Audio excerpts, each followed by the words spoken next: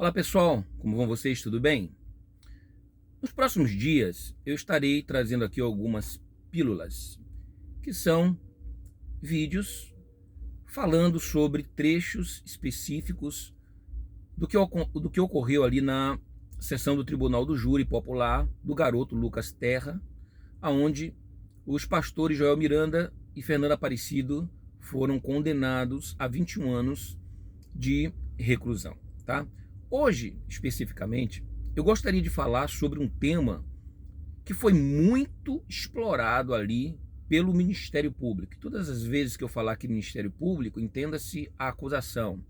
Aqueles que formularam denúncia contra os réus, aqueles que instauraram procedimento investigatório para se chegar à condenação desses réus, tá bom? Então, o Ministério Público bateu muito na tecla da frieza do depoimento das testemunhas. Ora, o que eles alegaram?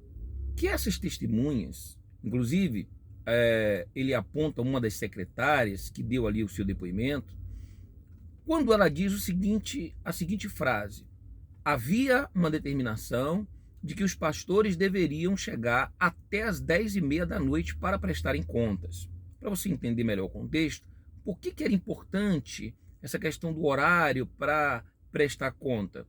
Porque queria se investigar ali, ou apurar, ou buscar provas de aonde estaria o Fernando Aparecido, o Joel Miranda,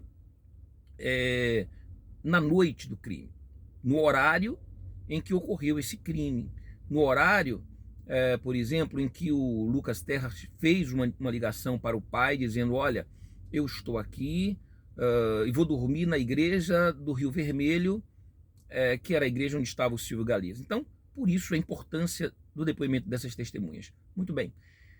E aí, a testemunha disse: não, eles tinham que chegar até às 10h30 da noite. E aí o promotor perguntou o seguinte: mas vem cá, e se acontecesse alguma intercorrência?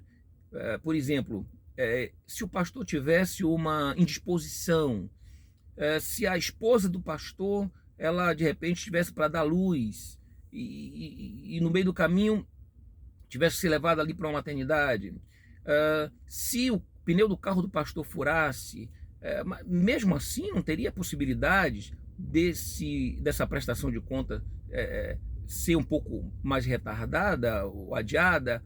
E o promotor relata que ela respondeu de forma incisiva: não, a ordem da igreja era até as 10h30 da noite, então tinha que ser até as 10h30 da noite. E ele bateu bastante nisso, porque ele considerou muito robótica a forma como esses depoimentos eram prestados e demonstrando uma vida fora dos padrões normais que um ser humano tem, né?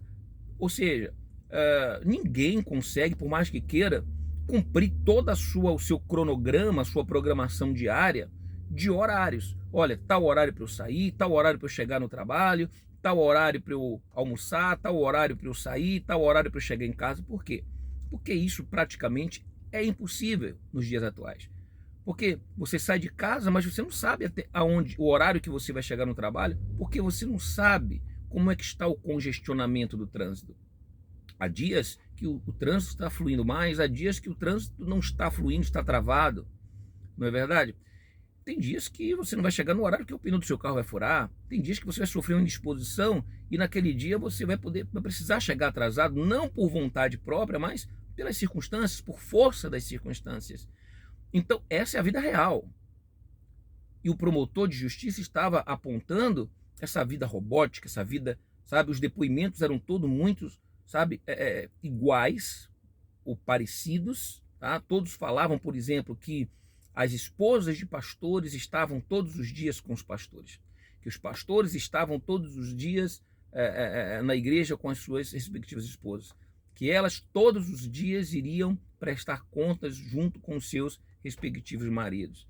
Só para você ter uma ideia do porquê que isso é importante, eu que milito na Justiça do Trabalho, principalmente em processos defendendo pastores da Igreja Universal, ex-pastores, né? da Igreja Universal do Reino de Deus, que buscam o reconhecimento de vínculo empregatício. E para você ter uma ideia, que na Justiça do Trabalho, se uma empresa, um empregador, ele juntar ali um ponto, um cartão de ponto, e esse cartão de ponto ele for britânico, o que significa dizer um cartão de ponto britânico? É aquele que tem os horários de entrada iguais durante 10 anos. Então, entrava às 7, então todo dia aquele trabalhador batia o cartão às 7, está lá batendo o cartão 7 horas da manhã. E batendo o cartão saindo às 17 horas, durante 10 anos. Você acredita que isso é possível? É claro que não. É claro que um dia ou outro ele vai chegar 20 minutos depois, vai se atrasar, ou até 5 minutos, 10 minutos antes, que ele vai sair um dia por um motivo ou por outro, meia hora depois, né? Assim como pode sair meia hora antes, mas todos os dias, durante 10 anos, no mesmo horário, isso é impossível, é considerado um cartão de ponto juntado britânico e que não vai conseguir servir como meio de prova, tá? Para comprovar, para a empresa comprovar que o empregado não tinha direito a horas extras, por exemplo. Então, essa frieza foi apontada nos depoimentos, tá? Inclusive foi citado o depoimento do bispo Maurício, que quando quando foi submetido ao interrogatório, a ele foi lhe dado um álbum, onde continham ali fotos do garoto Lucas Terra, né? Continham ali as fotos do Lucas Terra, e foi dado para ele. E a forma como ele folheou, de acordo com o Ministério Público, foi uma forma fria. Tanto é que o promotor ele disse: aquele homem que esteve aqui depondo ontem, o bispo Maurício, homem frio, a frieza daquele homem, pegava o álbum e folheava o álbum com desprezo, com desdém, com frieza. Depois que folheou, entregou, sabe? Outra fala muito questionada, que também traduzia a frieza, de acordo com o Ministério Público, foi tratar o Lucas Terras, né, o Lucas Vargas Terra, é o nome do garoto, como um Luquinhas qualquer. O Fernando Aparecido nega, diz que nunca saiu essa frase da sua boca, mas as testemunhas, né, falam isso. Que ele dizia: olha, vocês vão ficar procurando, né, um Luquinhas qualquer. Inclusive, outra frieza apontada foi exatamente o fato dele ter usado a seguinte frase, de acordo com a denúncia, né, a acusação do Ministério Público, que serviu para embasar a condenação deles, inclusive. Foi quando ele diz o seguinte: olha, numa guerra não se deve voltar para buscar soldados mortos.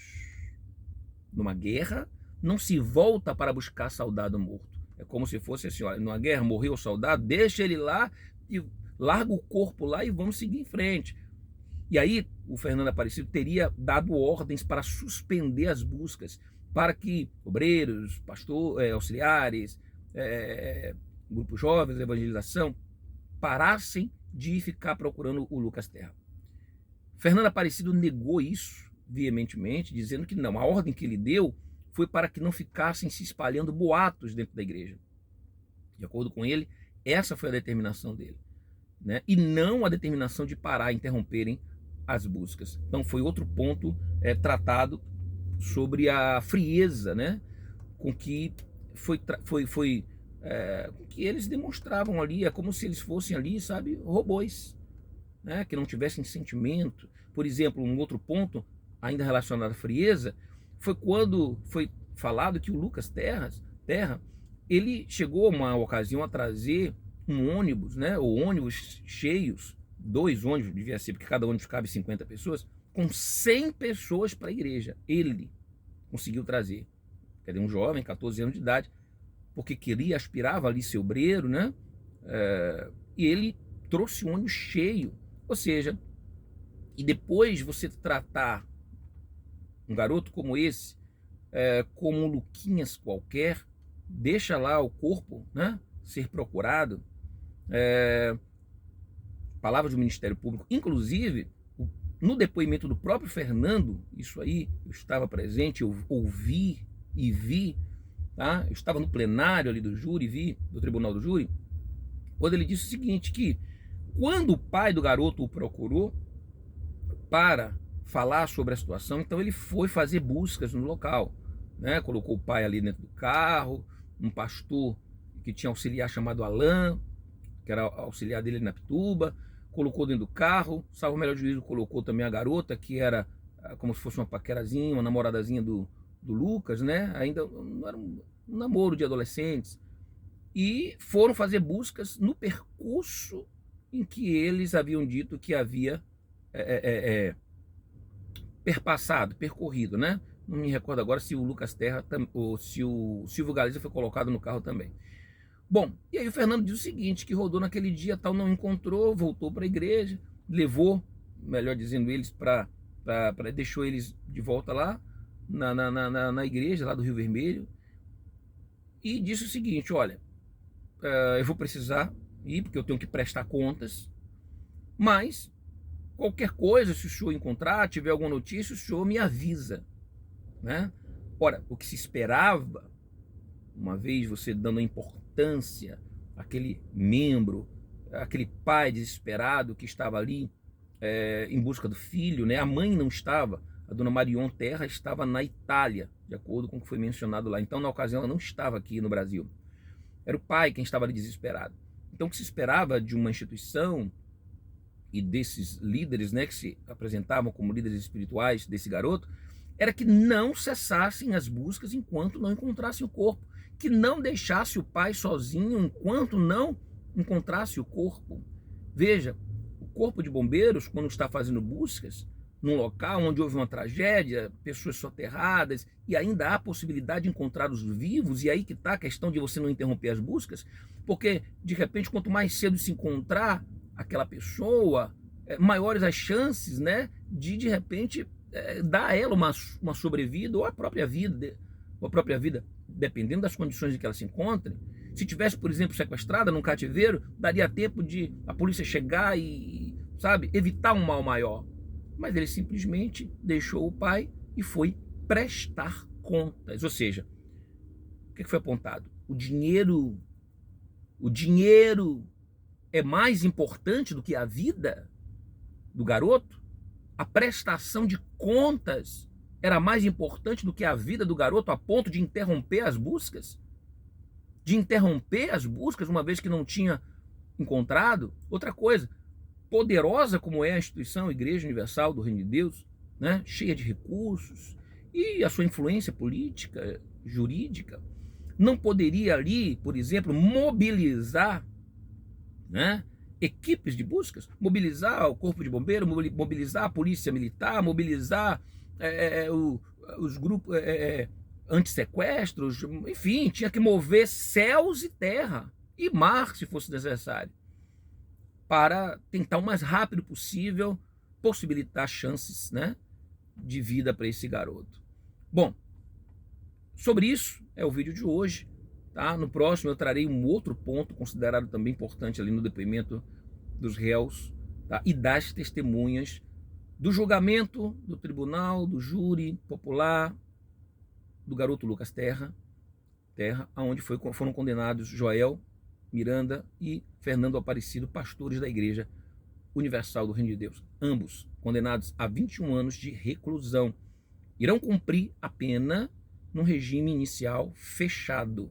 Tá? Depois poderão progredir para o semiaberto, consequentemente aberto, a depender de bom comportamento e outros requisitos, né, que são necessários, por exemplo, não cometerem faltas graves durante o período que estiverem ali presos, dentre outros. Tá bom? Bom, espero que tenha jogado um pouquinho de luz aí para você ir compreendendo, construindo na sua cabeça como é que foi essa questão do julgamento do Lucas Terra. Forte abraço a todos. Saibam que a justiça é cega, mas ela enxerga no escuro. O direito, ele não socorre aqueles que dormem. Forte abraço a todos. Beijo no coração. Até o próximo vídeo.